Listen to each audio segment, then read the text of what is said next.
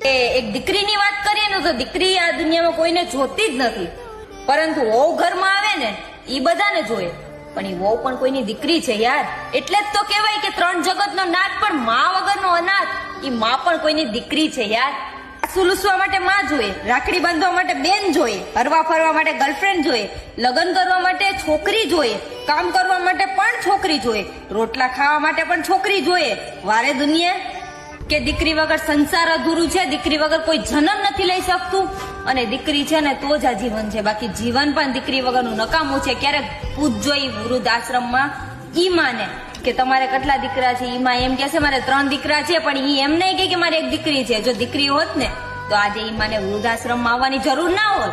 કે હું તો ખાલી એટલું જ કહેવા માંગુ છું કે દીકરી ધારે ને ઈ કરી શકે. દુનિયામાં એક એવું કામ નથી જે આ દીકરી ના કરી શકે, પણ તમે એકવાર દુનિયામાં એને આવવાનો મોકો તો આપો. અને હું તો